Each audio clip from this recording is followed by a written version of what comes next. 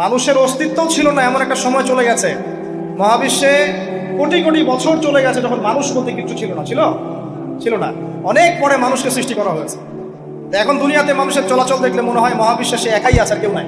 আল্লাহ পাক বলছেন, হে ইবলিস, কিসে তোমাকে নিষেধ করলো, কে তোমাকে বারণ করলো আদমকে সেজদা করতে, যাকে আমি সেজদা করার আদেশ করেছি? কি জন্য করলে না? সোজা কথায়, তুমি কি জন্য সেজদা করলে না আদমকে? মানে আঁকা তোমাকে কে বারণ করলো? এবার ইবলিস তার দলিল পেশ করছে। সে বলছে যে ক্বালা আনা খায়রুম মিন, সে বলল আমি আদমের চাইতে উত্তম। আসসালাতু খায়রুম মিনান নাওম, এটা জানেন না? ঘুমের চেয়ে নামাজ উত্তম। ঠিক এভাবেই সে ইবলিস বলছে কি, আনা খায়রুম মিন, আমি তার চেয়ে উত্তম। কি কারণে উত্তম? খালাকতানি মিন নার ওয়া খালাকতাহু মিন তিন। হে আল্লাহ, আপনি আমাকে সৃষ্টি করেছেন আগুন দিয়ে। জিনদেরকে কি দিয়ে সৃষ্টি করা হয়েছে? আগুন দিয়ে। ফেরেশতাদেরকে কি দিয়ে? নূর দিয়ে। তাহলে এখানে প্রমাণ হলো যে ইবলিস কিন্তু ফেরেশতা নয়। আমাকে সৃষ্টি করেছেন আগুন দিয়ে, ওয়া খালাকতাহু মিন তিন, এবং আদমকে সৃষ্টি করেছেন তিন মানে কাদামাটি দিয়ে। তার মানে আগুন কাদামাটির চেয়ে সুপিরিয়র, বেশি মর্যাদা সম্পন্ন, ওর মানে কে আছে আর কি। এই কারণে সে সিজদা করলো না। এবার আল্লাহ রাব্বুল আলামিন বলছেন, ক্বালা ফাহবিত মিনহা, ইবলিস এখান থেকে নেমে যাও। এটা কোন জায়গা? একদম মহাকাশের উপরে না, নাকি পৃথিবীতে? এটা 7 আসমানের উপরের ঘটনা। ইতিহাস শুরু হয়েছে মহাবিশ্বে। মানুষের অস্তিত্বও ছিল না, এমন একটা সময় চলে গেছে। মহাবিশ্বে কোটি কোটি বছর চলে গেছে যখন মানুষ বলতে কিছু ছিল না। ছিল না। অনেক পরে মানুষকে সৃষ্টি করা হয়েছে। এখন দুনিয়াতে মানুষের চলাচল দেখলে মনে হয় মহাবিশ্বে সে একাই আছে, আর কেউ নাই, তাই না? আচ্ছা, এটা দলিল কোরআনে আছে। সূরা দাহার 1 নম্বর আয়াত পড়ে দেখবেন, হাল আতা আলাল ইনসানি হাইনুম মিনাদ দাহরি লাম ইয়াকুন শাইআন মাযকুরা। আল্লাহ পাক বলছেন, মানুষের উপরে এমন সময় চলে গেছে যে মানুষ কোনো আলোচ্য বিষয় ছিল না, উল্লেখযোগ্য কোনো বিষয় ছিল না।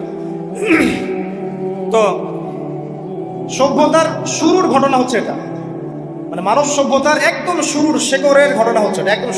একদম শুরুর চেতনা, শুরুর সংস্কৃতি শুরু হচ্ছে এখান থেকে। এবার ইবলিস বলছে, আমি সেজদা করবো না, বিকজ আমি তার চেয়ে সুপিরিয়র।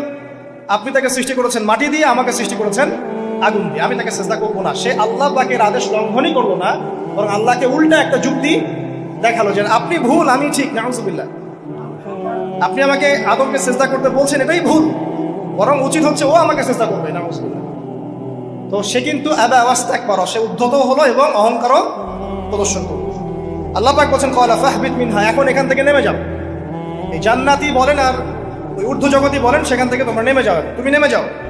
ফামা ইয়াকুনু লাকা আন তাতাকাব্বারা ফিহা, এখানে দাঁড়িয়ে তুমি অহংকার করবে এই অধিকার তোমাকে দেওয়া হয় নাই। সোজা কথা, আল্লাহ পাক বলছেন এখানে দাঁড়িয়ে তুমি অহংকার করবে এই অধিকার তোমাকে দেয়া হয়নি। আল্লাহ পাক অহংকারীকে পছন্দ করেন? অহংকারীদেরকে আল্লাহ পাক কিয়ামতের মাঠে পিঁপড়ার মতো উঠাবেন। তাদের আকৃতি মানুষের সমানও হবে না, ছোট ছোট কালো পিঁপড়ার মতো হবে, এবং অন্ধকার ওদেরকে ঢেকে নিবে। তো আমাদের মনে যাদের অহংকার আছে, আল্লাহর ওয়াস্তে অহংকার ছেড়ে দেই। অহংকার ইলমেরও থাকতে পারে। একজনের অনেক বড় ইলমি ডিগ্রি সার্টিফিকেট আছে, অমুক ফারেক তমুক ফারেক, অমুক মুহাদ্দিস অমুক মুফাসসির, ডাবল ডিগ্রি, এটারও অহংকার থাকতে পারে। ঠিক আছে? আবার অনেকের টাকা পয়সার অহংকার থাকে, অনেকের ক্ষমতার অহংকার থাকে, আবার এখনকার মেয়েদের সৌন্দর্যের অহংকার থাকে না? এক এক মানুষের এক একটা অহংকার। অহংকারের ডেফিনেশনটা কি? একজন সাহাবী নবী সাল্লাল্লাহু আলাইহি ওয়াসাল্লামকে বলছেন, ইয়া রাসূলুল্লাহ, আমি পছন্দ করি আমার গায়ের পোশাকটা সুন্দর হোক, আমার জুতা সুন্দর হোক, ঠিক আছে, আমার সুগন্ধি ভালো হোক, দামি হোক, এটা কি অহংকারের পরিচয়? নবী সাল্লাল্লাহু আলাইহি ওয়াসাল্লাম বলছেন, না, এটা অহংকারের পরিচয় নয়। বরং অহংকারের পরিচয় হচ্ছে অন্য মানুষকে তুচ্ছ তাচ্ছিল্য করা, এক, আর দুই হচ্ছে সত্যকে প্রত্যাখ্যান করা। মনে থাকবে অহংকারের সংজ্ঞা কি? এক, অন্য মানুষকে তুচ্ছ তাচ্ছিল্য করা, আর দুই, সত্যকে প্রত্যাখ্যান করা। এখন সত্য কি? আইনস্টাইনের থিওরি সত্য, নাকি পিথাগোরাস উপপাদ্যই সত্য, নাকি আমাদের পশ্চিমারা যে সেকুলারিজম, কমিউনিজম, ডেমোক্রেসি ইত্যাদি ইত্যাদি, ন্যাশনালিজম এগুলো দিয়ে দিয়েছে মতবাদগুলো, এগুলোই চূড়ান্ত সত্য? সায়েন্সই কি চূড়ান্ত সত্য? চূড়ান্ত সত্যটা কি আসলে? এক কথায় সূরা কাহফের 29 নম্বর আয়াতে সত্যের সংজ্ঞা আছে। কত নম্বর আয়াতে? সূরা কাহফের 29 নম্বর আয়াতে আল্লাহ পাক বলেন, ওয়াকুলিল হাক্কু মির রাব্বিকুম, হে নবী আপনি বলে দিন সত্য সেটাই, ন্যায় অন্যায়ের চূড়ান্ত মানদণ্ড সেটাই, হক বাতিলের চূড়ান্ত মানদণ্ড সেটাই। কোনটা? যেটা তোমার রবের পক্ষ থেকে নাজিল হয়েছে। আমাকে বলেন যে রবের পক্ষ থেকে কি নাজিল হয়েছে? একসময় তাওরাত নাজিল হয়েছিল না? ওটাই হক ছিল। ওই সময় কি ছিল? সেটাই হক ছিল। জাবুর ওই সময়ের কি ছিল? হক। ইনজিল ওই সময়ের হক ছিল। এখন কি আছে আমাদের কাছে? কোরআন এবং এর ব্যাখ্যা হচ্ছে হাদিস। কিয়ামত পর্যন্ত কি অন্য কোনো শরীয়ত আসবে? অন্য কোনো নবী আসবে? কেউ যদি বলে যে অমুকে নবী হবে, সে কি মুসলিম না কাফের? তাহলে কোনো সন্দেহ আছে? যদি কেউ দাবি করে যে মুহাম্মদ সাল্লাল্লাহু আলাইহি ওয়াসাল্লাম শেষ নবী নন, আরো নবী আসতে পারে, নাউজুবিল্লাহ, এবং এই কুফরি আকীদায় বিশ্বাসীকে কেউ যদি কাফের মনে না করে, সেও কাফের হয়ে যেতে পারে। বুঝতে পারছেন? আসেন, তো অহংকারের সংজ্ঞাটা আমরা জেনে নিলাম যে সত্যকে প্রত্যাখ্যান করা, আল্লাহর ওহীকে প্রত্যাখ্যান করা, মানে কোরআন এবং সুন্নাহ থেকে সরে আসা, এটাকে মিথ্যা মনে করা, বা অন্য কোনো মতবাদকে কোরআন সুন্নাহর সমকক্ষ মনে করলেও কুফরি হয়ে যাবে। এরকম মনে করে অন্য একটা মতদর্শ, একটা দর্শন, একটা ফিলোসফিক্যাল থট বা একটা স্কুল অফ থট কোরআন সুন্নাহর চেয়ে ভালো নয় কিন্তু কোরআন সুন্নাহর সমমানের, এটাও যদি কেউ মনে করে কাফের। কথা কি বুঝতে পারছেন? এটা হচ্ছে অ্যাবসলিউট ট্রুথ, মানে এটা সত্যের একদম সর্বোচ্চ স্টেজ, এর উপরে আর কিছু নাই। ভুলে গেছিলাম ভাই। আচ্ছা, এবার আসেন, আমরা অহংকারের সংজ্ঞা জানলাম, সত্যের সংজ্ঞাও জানলাম। এখানে ইবলিস কি করছে? সে অহংকার প্রদর্শন করছে। সে আল্লাহকে বলছে আপনি ভুল, আমি ঠিক। আদমকে সে তুচ্ছ তাচ্ছিল্য করলো এবং সত্যকে প্রত্যাখ্যান করলো, দুটোই কিন্তু ইবলিস করলো এখানে। আসেন, আল্লাহ পাক বলছেন ফাখরুজ, এখান থেকে বের হয়ে যাও হতভাগ। ফাখরুজ মানে উখরুজ মানে বের হও, অতএব ফাখরুজ, এখান থেকে বের হয়ে যাও। ইন্নাকা মিনাস সাগিরিন, তোমার অহংকার করার কোনো সুযোগ নাই এখানে, তুমি তো ছোট পুত্র। ইন্নাকা মিনাস সাগিরিন, সাগির মানে কি? তুমি এখান থেকে, তুমি বের হয়ে যাও এখান থেকে, তুমি একজন ক্ষুদ্র সত্তা, তোমার এখানে অহংকার করার কিছু নাই। কলা, এবার ইবলিস বলছে, এই জায়গাগুলো খুব ভালো করে শোনেন, আমাদের লেকচারের আসল জায়গায় কিন্তু যাবে। যদি আড়াইটা পর্যন্ত লেকচারটি কোনো সমস্যা আছে?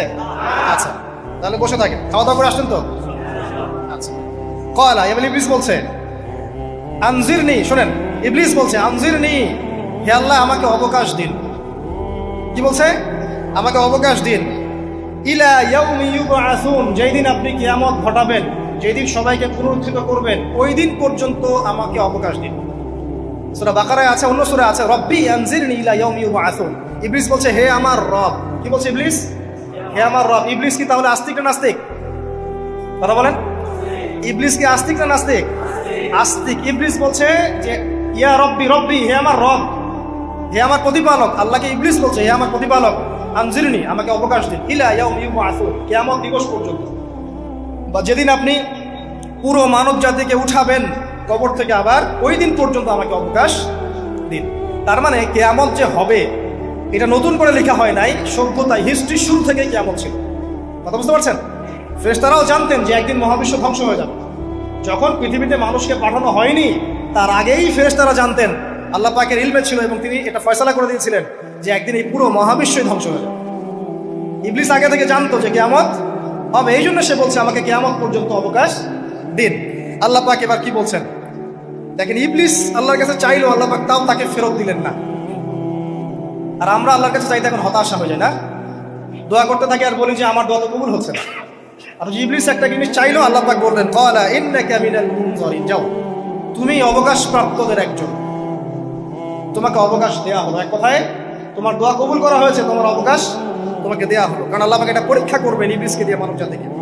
ক্বালা, এবার ইবলিসের চ্যালেঞ্জ শোনেন, এটাই আমাদের আজকের লেকচারের মূল পয়েন্ট। এই জায়গা থেকে ইবলিস চ্যালেঞ্জ করছে। কি চ্যালেঞ্জ করছে? ফাবিমা আগওয়াইতানি, হে আল্লাহ আপনি যে কারণে আমাকে বিচ্যুত করলেন, আমি আমার যে কৃতকর্মের কারণে আপনার রহমত থেকে বঞ্চিত হয়ে গেলাম, ঠিক আছে, আমি সেই আদমের এবং আদমের সন্তানের সরল পথে ওত পেতে বসে থাকবো। কথাটা ভালো করে বোঝেন। ইবলিস চ্যালেঞ্জ করলো কাকে? আল্লাহকে। যে কারণে আল্লাহ আপনি আমাকে বহিষ্কার করলেন, এখন আমি কি করব? আমি এই আদম সন্তানের সরল পথে, আপনাকে পাওয়ার এই পথে, পথের আনাচে কানাচে আমি ওত পেতে বসে থাকবো। কি জন্য বসে থাকবো? যাতে করে আমি আদম সন্তানকে বিচ্যুত করতে পারি। শুধু তাই নয়, সে আরো বলছে সুম্মা লাআতিয়ান্নাহুম, আমি শুধু বসেই থাকবো না, আমি আদম সন্তানের কাছে আসবো। মিন বাইনি আইদিহিম, তার সামন থেকে আসবো, ওয়া মিন খালফিহিম, আদম সন্তানের পিছন থেকে আসবো, ওয়া আন আইমানিহিম, তার ডান দিক থেকে আসবো, ওয়া আন শামাইলিহিম, তার বাম দিক থেকে আসবো। ওয়ালা তাজিদু আকসারাহুম শাকিরিন, আল্লাহ পাক আপনি তাদের বেশিরভাগকেই শুকরগুজার পাবেন না। কথা কি ক্লিয়ার না? কোনো সমস্যা? ইবলিস কি চ্যালেঞ্জ করলো? আমি শুধু বসেই থাকবো না, ডান দিক থেকে আসবো, বাম দিক থেকে আসবো, সামন থেকে আসবো, পিছন থেকে আসবো, আমি আদম সন্তানকে পথভ্রষ্ট করেই ছাড়বো। আপনি আদম সন্তানের বেশিরভাগকে পথভ্রষ্ট পাবেন। ইবলিসের কথা কি বাস্তব প্রতিফলন দেখা যায় এখন সমাজে? বেশিরভাগ মানুষ নামাজ পড়ে না পড়ে না? বেশিরভাগ মানুষ সুদ খায় না খায় না? বেশিরভাগ যুব সমাজ জেনা করতেছে না করতেছে না? বেশিরভাগ লোক মাদক খাচ্ছে না খাচ্ছে না? পৃথিবীর কোনো জায়গায় আল্লাহর বিধান আছে কি নাই? দুই একটা জায়গায় আছে আই ওয়াশ, শোডাউন। বেশিরভাগ নারী পর্দায় চলে না চলে না? বেশিরভাগ মানুষ রোজা রাখে না রাখে না? বেশিরভাগ মানুষ যাকাত দেয় কি দেয় না? তাহলে ইবলিস যে বললো আপনি বেশিরভাগকেই শুকরগুজার পাবেন না। বেশিরভাগ মানুষ পরকালের সাথে কাজ করে না দুনিয়ার সাথে কাজ করে। কতজন মানুষ আল্লাহ পাকের দিনটাকে প্রচার প্রসার প্রতিষ্ঠার কথা বলে বা কোরআন সুন্নাহর কথাগুলো মেনে চলে? কতজন মানুষ? বেশিরভাগ লোক মেনে চলে। তাহলে ইবলিস কি সফল না ব্যর্থ? ইবলিসের চ্যালেঞ্জ কি সফল না ব্যর্থ? ইবলিসের কথা সে কিন্তু অক্ষর অক্ষরে পালন করেছে। আর ইবলিসকে আল্লাহ পাক কেন পৃথিবীতে নিয়েছেন? আমাদেরকে পরীক্ষা করার জন্য, যেন আমরা এই সর্বপথ থেকে বিচ্যুত না হই। সামনে যান, আরো কঠিন কথা আছে। আল্লাহ পাক বলছেন এখান থেকে বের হয়ে যাও, একদম অপদস্থ লাঞ্ছিত হয়ে এখান থেকে বের হয়ে যাও। লামান তাবিআকা মিনহুম, তুমি তো চ্যালেঞ্জ করলে আমাকে, ঠিক আছে, কিন্তু যে ব্যক্তি যেই তোমার অনুসরণ করবে, আল্লাহ পাকের কথা শুনেন, যেই তোমার অনুসরণ করবে, লাআমলাআন্না জাহান্নামা মিনকুম আজমাইন, যে পুরুষ বা নারী যেই হোক না কেন, যে আদম সন্তান ইবলিস তোমার অনুসরণ করবে, তোমার পথ ধরবে, আমি তোমাকে সহ এদের সবাইকে দিয়ে জাহান্নাম পূর্ণ করব। আল্লাহর কিচ্ছু যায় আসে না। আল্লাহ পাক যদি এই পুরো পৃথিবীটাকেও জাহান্নামে নিক্ষেপ করেন অবাধ্যতার কারণে, আল্লাহ পাকের কিছু যায় আসে?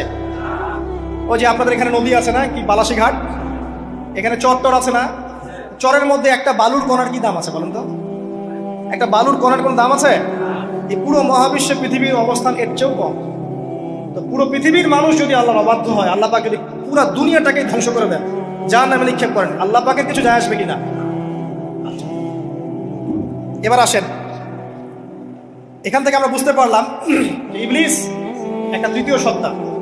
আল্লাহ পাক আদম আলাইহিস সালামকে সৃষ্টি করলেন, নাম শিক্ষা দিলেন, সেজদা করালেন, ইবলিসকে সেজদা করতে বললেন, সে করল না। সে চ্যালেঞ্জ করলো উল্টা যে আমি ওর চেয়ে উত্তম, আপনি ভুল, আমি সঠিক। সে অহংকার করলো এবং একই সাথে সে আদমকে পথভ্রষ্ট করার চ্যালেঞ্জও করে বসল। আল্লাহ পাক ঘোষণা করলেন, যদি কোনো আদম সন্তান তোমাকে ফলো করে, তোমাকে সহ তাকে আমি জাহান্নামে নিক্ষেপ করব। ঠিক আছে, এ পর্যন্ত। এবার সামনে আসেন। এবার আল্লাহ পাক আদমকে বলছেন, কাকে বলছেন? আদম আলাইহিস সালামকে বলছেন, ইয়া আদম, হে আদম। তার আগে আদম আলাইহিস সালামের বুকের পাঁজর থেকে কাকে সৃষ্টি করছেন? হাওয়া আলাইহিস সালাম, সভ্যতার ইতিহাসের প্রথম নারী এবং ইতিহাসের সবচেয়ে সুন্দরী রমণী কে? হাওয়া আলাইহিস সালাম। আরেকজন আছেন সবচেয়ে সুন্দরী রমণী, কে? কে বলতে পারবেন? জি না, 100 টাকা পুরস্কার বলেন। হ্যাঁ, নাম কি? মাশাআল্লাহ, ওই ওকে পুরস্কার দিও। কি নাম তোমার? মাশাআল্লাহ মাশাআল্লাহ। দ্বিতীয় সুন্দরী রমণী, দুজন রমণীকে বলা হয় পৃথিবীর সবচেয়ে সুন্দরী রমণী। আপনি যাদেরকে দেখে সিডিউস হচ্ছেন, যদিও এদেরকে দেখে সিডিউস আর কিছু নাই, কারণ এরা তো সুন্দর না, কোনো দিক থেকে সুন্দর না, না পোশাকের দিক থেকে, না চেহারার দিক থেকে, না ফিজিক্যাল স্ট্রাকচারের দিক থেকে। এদেরকে দেখে তো পাগলও সিডিউস হবে। তো আদম আলাইহিস সালাম এবং আদম আলাইহিস সালামের স্ত্রী হাওয়া আলাইহিস সালাম এবং সারা আলাইহিস সালাম ইতিহাসের সবচেয়ে সুন্দর রমণী। ইতিহাসের সবচেয়ে সুন্দর রমণী কাদের স্ত্রী ছিলেন? নবীদের না অন্য কারো? এই জন্যই বলি, আপনি যদি পবিত্র থাকেন, আল্লাহওয়ালা মানুষ হন, ইনশাআল্লাহ তাআলা আল্লাহ পাক আপনার ঘরে একজন নেককার পুণ্যবতী সুশ্রী স্ত্রী দান করবেন। আপনি যদি এইসব অশ্লীলতার গোলক ধাঁধায় পড়ে নিজের ঈমান হারিয়ে ফেলেন, চরিত্র হারিয়ে ফেলেন, সম্ভাবনা খুবই কম যে আপনি একজন দিনদার মেয়ে পাবেন। বরং আপনি এমন কাউকেই পেতে পারেন যে আপনার মতোই। ঠিক আছে, দেখবেন যে আপনি 10 ঘাটের পানি খেয়ে আসছেন, ও দেখবেন 12 ঘাটের পানি খেয়ে আসছে। আল্লাহ পাক আমাদের যুব সমাজকে হেফাজত করুন, আমিন। আল্লাহ পাক এবার আদম আলাইহিস সালামকে বলছেন, ইয়া আদম, হে আদম, উসকুন আনতা ওয়া যাওজুকাল জান্নাহ। আদম শোনো, তুমি এবং তোমার স্ত্রী দুইজন এখন জান্নাতে থাকো। কোথায় থাকো? জান্নাতে থাকো। ওয়া কুলা মিন হাইসু শি'তুমা, যেখানে ইচ্ছা সেখান থেকে খাবার খাও। জান্নাতের নাজ নেয়ামতের কথা তো আপনারা শুনেছেন অনেক, আমি ওইগুলো বলতে যাচ্ছি না, সময় চলে যাবে। যা ইচ্ছা তাই পাবেন সেখানে, যা ইচ্ছা তাই।